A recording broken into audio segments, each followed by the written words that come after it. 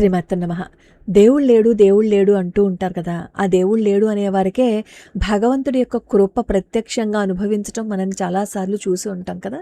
ఈరోజు అటువంటి ఒక సంఘటనని మనం తెలుసుకుందాం. ఒక్కసారి కూడా మహాస్వామి వారికి నమస్కారం చేయకుండా, పైగా వాళ్ళ అమ్మగారు ఆ స్వామివారికి నమస్కారం చేస్తుంటే, ఈ సన్యాసి ఏమైనా నీకు కాపాడతాడా నిన్ను అని వాళ్ళ అమ్మగారినే ప్రశ్నించాడు. కానీ కొన్ని సంవత్సరాల తర్వాత డాక్టర్లకే డాక్టర్ అని కన్నీళ్లతో ఒప్పుకున్నాడు. ఆ కథని విందాం. ఇదేమీ కల్పిత కథ కాదు. మీనాక్షి సుందరం గారు మహాస్వామి వారి భక్తులు. ఆయన భక్తుల అనుభవాలు సేకరించి ఒక చోట రాసి పెట్టారనమాట. ఇది కూడా ఒక భక్తుడి అనుభవం.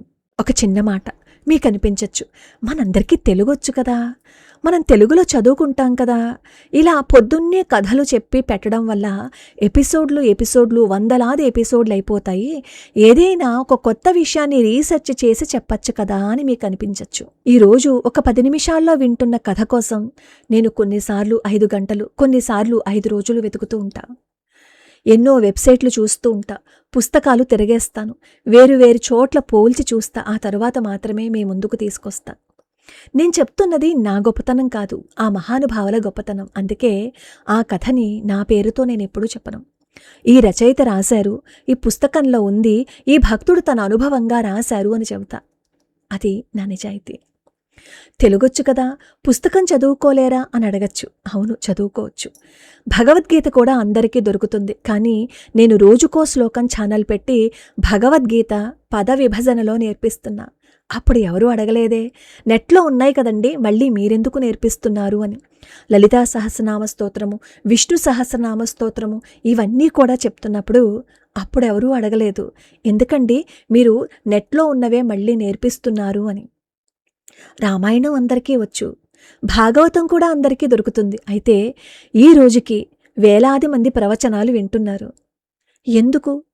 ఎందుకంటే పుస్తకం చదవడం ఒకటైతే, ఆ పుస్తకంలోని భావాన్ని హృదయానికి తాకేలా చెప్పడం మరొకటి. నేనేం కొత్త లీలలు సృష్టించటం లేదు, మహాస్వామి వారి మహిమకు నా ఊహలు జోడించటం లేదు. భక్తులు తమ కన్నీళ్లతో రాసిన అనుభవాలని వారి భావం మారకుండా మన వాళ్ళకి అందిస్తున్నాను. అది తప్ప ఒక పుస్తకం అలమారులో దుమ్ము పట్టి ఉండిపోతే దానివల్ల ఎవరికీ ఉపయోగం ఉండదు.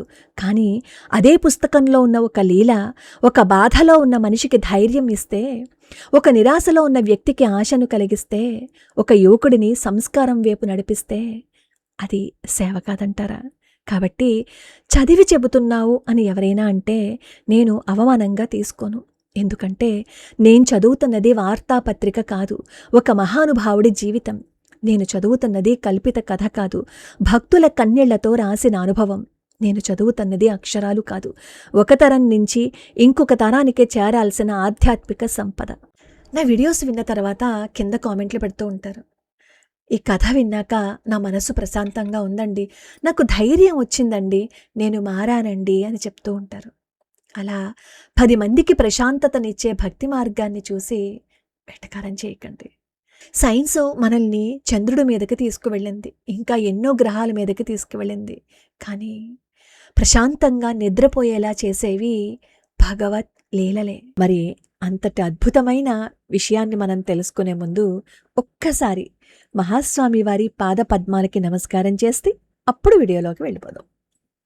ఆ రోజుల్లో ఈయన టీ నగర్లో వాళ్ళ తల్లిదండ్రులతో కలిసి నివసిస్తూ ఉండేవారట. అప్పటికి ఆయన వయస్సు 22 సంవత్సరాలు. టీచర్ ట్రైనింగ్ ఆయన తీసుకుంటున్నారు.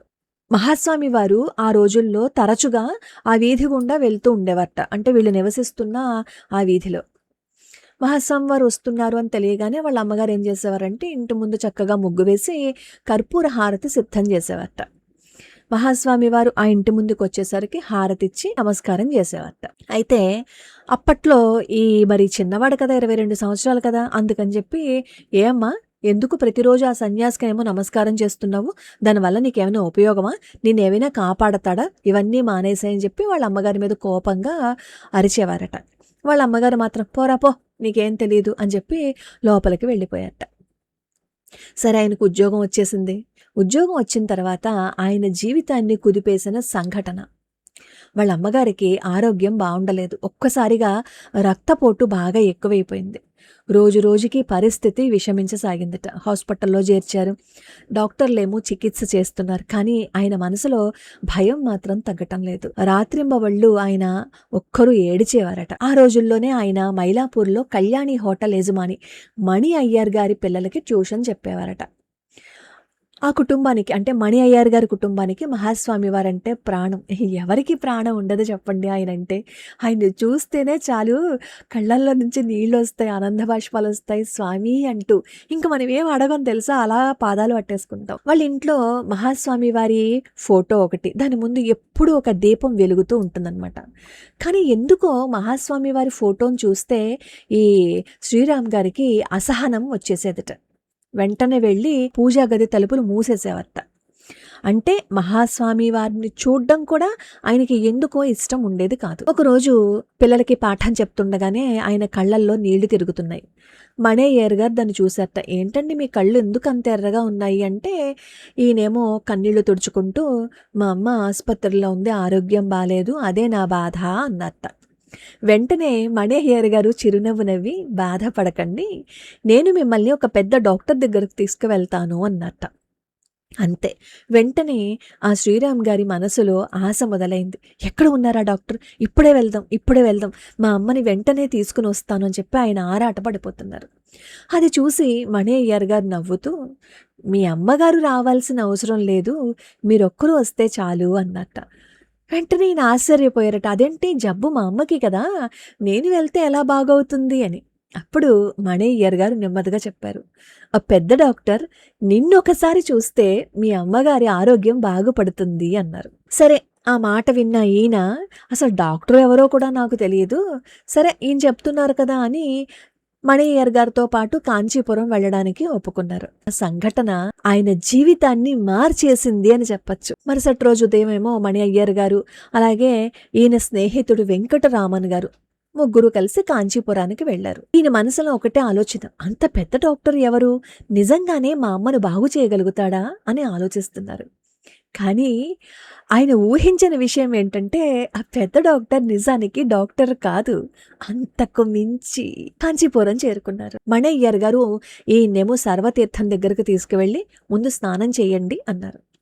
చొక్కా తీసేయండి, పంచె కట్టుకోండి, విభూది ధరించండి అన్నారు. అసలు ముందు డాక్టర్ దగ్గరకు తీసుకువెళ్తాను అని అనగానే ఈ శ్రీరామ్ గారు చెప్పారనమాట మణయ్యర్ గారికి, మీరు నన్ను ఎక్కడికైనా తీసుకువెళ్లారు అంటే చొక్కా తీసే, పంచె కట్టుకో, విభూది ధరించు అంటే నేను చెయ్యను, నాకు అసలు ఇష్టం లేదు అని చెప్పి అప్పుడే చెప్తారనమాట. చెప్తే అప్పుడు మణయ్యర్ గారు అంటారు, అదేంటి మీరు రోజుకి ఒకసారి కూడా స్నానం చేయరా, ఎప్పుడూ కనీసం చొక్కాని కూడా విప్పలేదా, కనీసం ఒక్కసారి కూడా విభూతిని ధరించలేదా అని చెప్పి అడుగుతారు.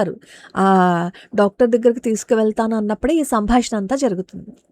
స్నానం చేసిన తర్వాత ఈ చొక్కా తీసేయండి అవన్నీ చెప్పారు కదా, ముందే చెప్పిన మణయ్యర్ గారికి ఎందుకో ఆ రోజు ఒక్క మాట కూడా ఎదురు చెప్పాలి అని అనిపించలేదుట. అదేంటో ఈయనకి కూడా అర్థం కాలేదు.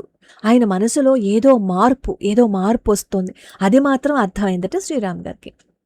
మొట్టమొదటిసారి ఆయన జీవితంలో మహాస్వామి వారికి దగ్గరలోనే ఉన్న ఆయన ఎప్పుడు మహాస్వామిని చూడలేదు, చూడాలి అని అనుకోలేదు. చూసినా ఆయనకి ఎందుకో అసహనం.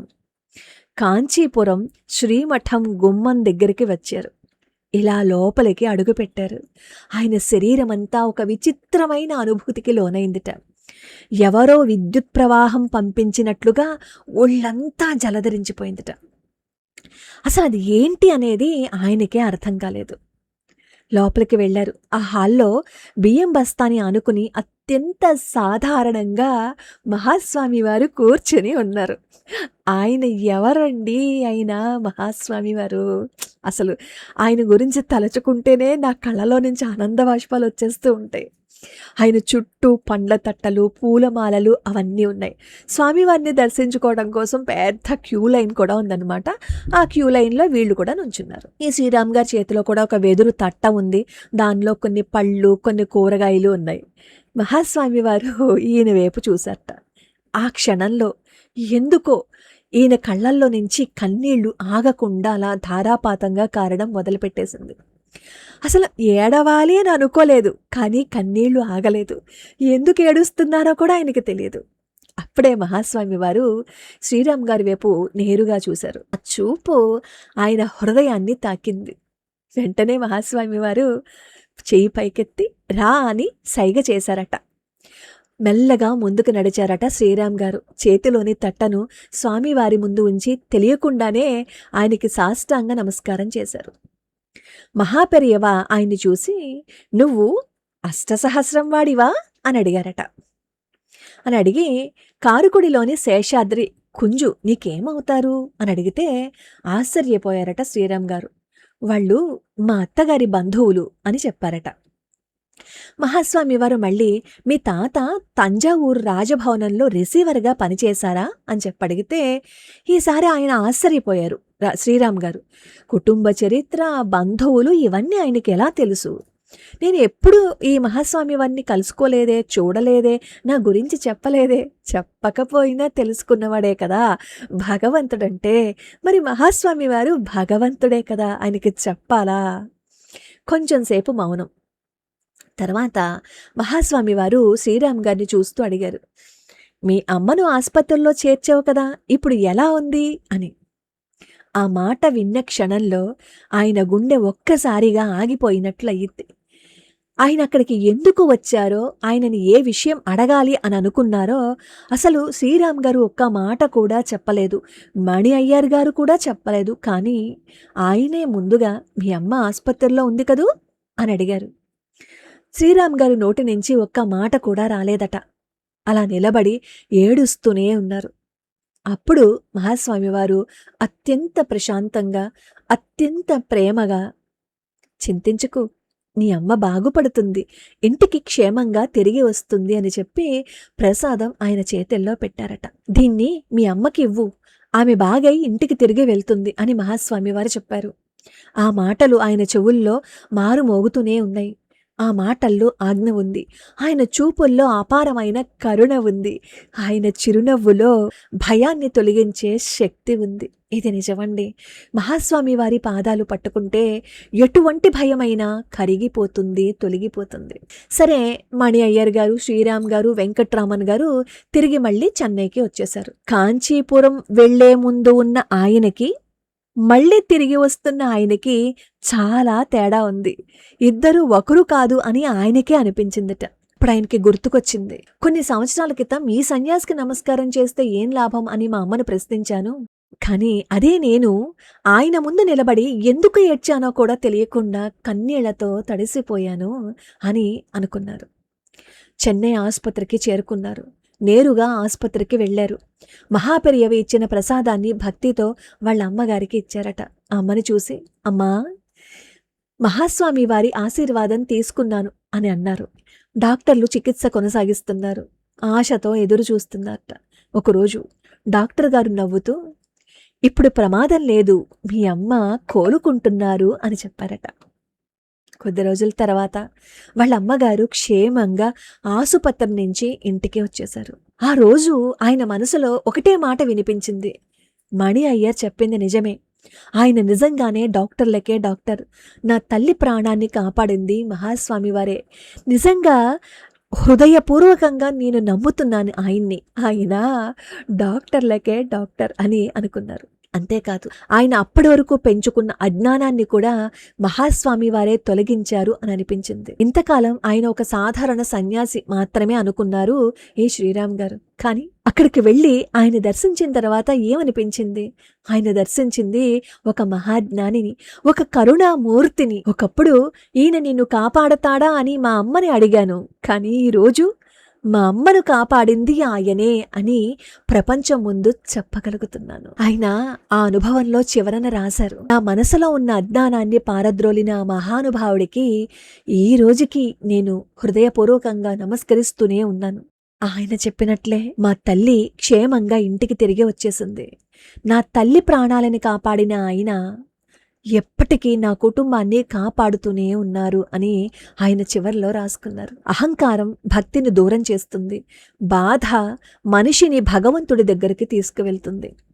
వైద్య చికిత్స మన కర్తవ్యం. అలాగే భగవంతుడిపై విశ్వాసం, గురువుపై భక్తి మనకు మానసిక ధైర్యాన్ని ఇస్తాయి. మహాపెరియవని డాక్టర్లకే డాక్టర్ అని ఎందుకు పిలిచారో ఈ ఒక్క అనుభవం చదివితేనే అర్థమైపోతుంది కదా. ఈ కాలంలో ఈ మహాస్వామి వారిని కూడా నిందించే దుర్మార్గులు ఎక్కువైపోయారు. అలాంటి దుర్మార్గులకి సద్బుద్ధి ప్రసాదించాలి అని నేను మనస్ఫూర్తిగా కోరుకుంటూ, అపార కరుణా సింధుం జ్ఞానదం శాంతరూపిణం శ్రీ చంద్రశేఖర గురుం ప్రణమామి ముదాన్వహం.